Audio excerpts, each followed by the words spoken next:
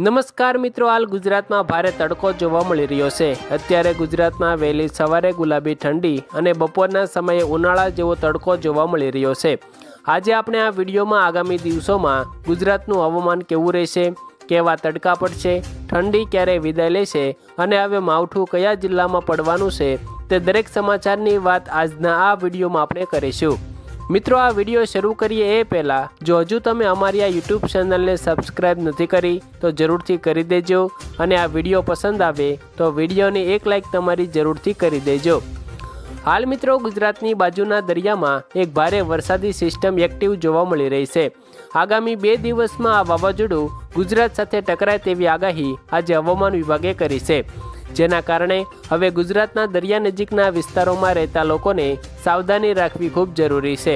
કારણ કે મિત્રો, આ વાવાઝોડાને કારણે દરિયામાં ભારે તોફાન આવી શકે છે અને ભારે પવન પણ ફૂંકાશે।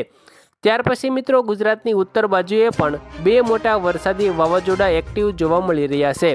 આમ મિત્રો, અત્યારે ગુજરાત 3 મોટા વરસાદી વાવાઝોડાથી ઘેરાયું છે, જેના કારણે હવે ગુજરાતમાં ભર ઉનાળે માવઠાનો વરસાદ પડી શકે છે।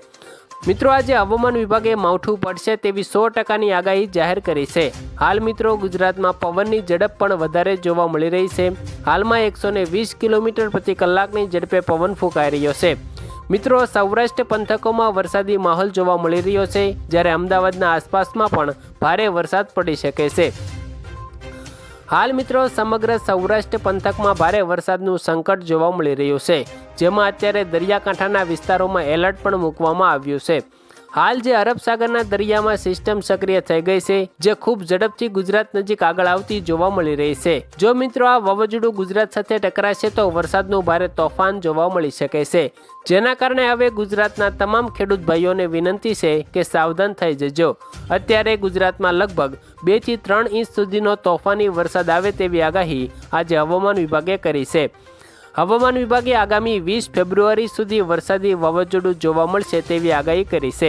હાલ ઉત્તર બાજુ હિમાલયમાં ભારે બરફવર્ષા પડી રહી છે, જેનો ઠંડો પવન ગુજરાતમાં ફૂંકાઈ રહ્યો છે, જે મિત્રો વરસાદ લાવશે, જેના કારણે હવે ગુજરાતમાં વહેલી સવારે ઠંડી વધશે અને બપોરના સમયે ભડકા જેવો તડકો પડશે અને રાત્રે માવઠું પણ પડશે।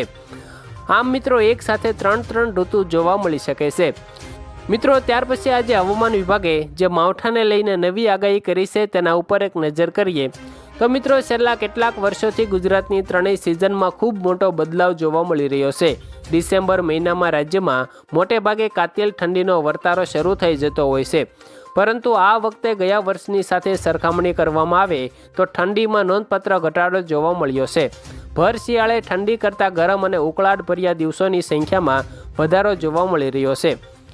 ત્યાર પછી મિત્રો, ગઈકાલથી વાતાવરણમાં પલટો આવ્યો છે। ઠંડી અને ગરમીની વચ્ચે કમોસમી વરસાદ શરૂ થતાં ઋતુઓનો ત્રિવેણી સંગમ હોય તેવું હવામાન સર્જાયું હતું। આજે સવારે મહીસાગર, સાબરકાંઠા સહિતના જિલ્લાઓમાં હળવાથી મધ્યમ કમોસમી વરસાદ થવાની શક્યતા હવામાન વિભાગે વ્યક્ત કરી છે।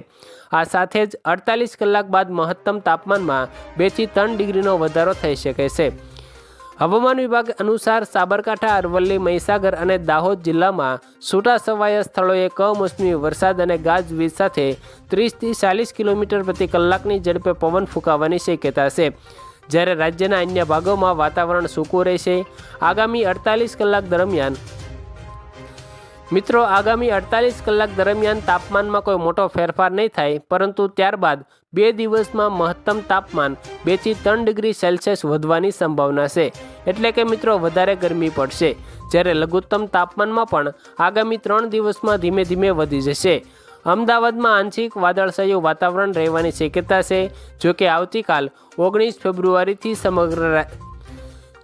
આવતીકાલ એટલે કે 20 ફેબ્રુઆરીથી સમગ્ર રાજ્યમાં વાતાવરણ સૂકું રહેવાની આગાહી છે।